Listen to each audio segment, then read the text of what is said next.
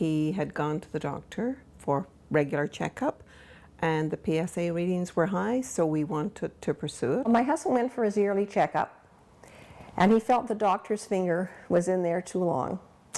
He went in, went out again. He said, you know, there's a hard spot there. It's probably nothing, but I suggest you go to see a urologist. He had always been having prostate PSA tests since he was 50. And the doctors were watching the numbers because they would creep up slowly. And the doctor came to our home to tell us, and he was a very close friend of ours, our doctor, and he came to tell us that it was prostate cancer, caught early enough. And it was very, very emotional. And yet I was trying to hide my feelings because I didn't want to convey them to my husband, because he was all upset, and I wanted to try and be strong, and it was very hard. I was so stunned I couldn't think straight.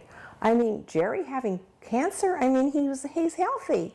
He was 63, I think, 63, very good health, and does things that most guys his age could never do. I mean, he's in very good shape. My first reactions to the prostate cancer was one of just devastation. My whole world came tumbling down. How was I going to survive if the worst happened to Michael? And again, you keep thinking, well, it's not me, so you've got to be strong for the other person. We were just waiting for our children to come for Christmas dinner and stay over with us. And it kind of took the wind out of our sails. And then because of it being Christmas Eve, it wasn't something we were able to discuss right then and there.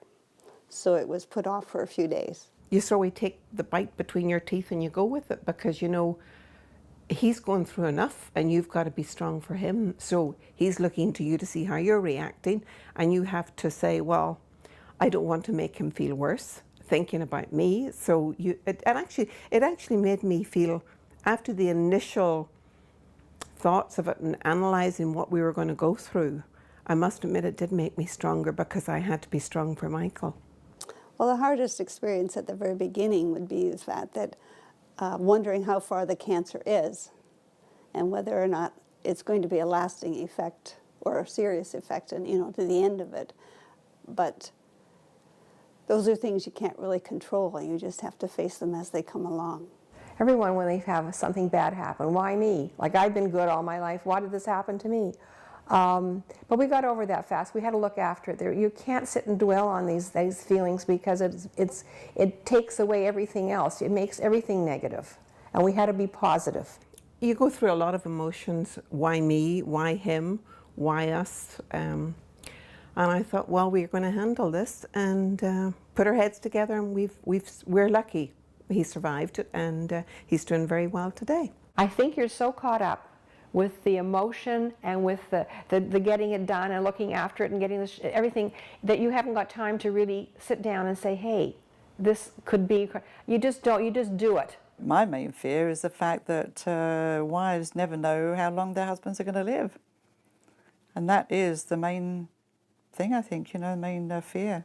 I hope that cancer of any sort will be cured with some sort of medication. A plant, maybe. I'd be very happy to take a plant of some sort than have to have the surgery, the cut-ups. Our hopes for the fact that prostate cancer will be brought out in the forefront more, so that more people will have the knowledge of it and be treated before it is a serious thing on their life. And if we can help people to go through it, to have a more positive attitude and hopefully encourage them through their situations, because everyone is so different. Well, we told our children, I guess, as soon as we heard. I think it's always advisable for guys to tell their families. We've heard of others that don't tell their family. But families need to know and to give you the support, because you need all the support you can get, because otherwise I can see that they would be really depressed and downhearted. They were very emotional about it to start with, and they decided, well, what can we do to help? So it brought us all a lot closer together. We're a close-knit family anyway, but I thought this was it was more so because you all want to help one another, and we're all aware of how each person's feeling. We didn't tell Michael's mother, who was quite elderly, Michael decided he didn't want anyone outside the immediate family to know about it until he was ready to tell them. Our son really didn't want to acknowledge the cancer, and really, over the last 16 years, has always felt that it was better if it wasn't brought up, because perhaps Derek didn't want to talk about it. But Derek was always open to talking about it at any time. And so in that respect, it was hard on Derek not to have his son ask him how he was. So I think a lot of our extended family, because they all live overseas, most of them, when you get together, they're always very interested in how Michael's health is. They ask you, but when I think it's better if you see someone face to face, because you've got more reaction. On the phone, you can hear it in voices, but I think if you see the person face to face, they'll say, how are things? Is he okay? You know, and they don't believe that he is really doing so well. And I must admit, some of the relatives, that because they live in Ireland and Michael had the operation here in Canada, they hadn't seen him for a while, for maybe a year after the operation, and they couldn't believe just how well he did look. And just more, it reiterated what we'd been telling them.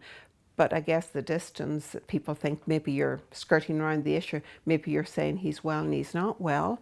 So I think when they actually saw him, they could realize that, yes, what I've been telling them is right, that he is good. And they were relieved when they actually saw him in person.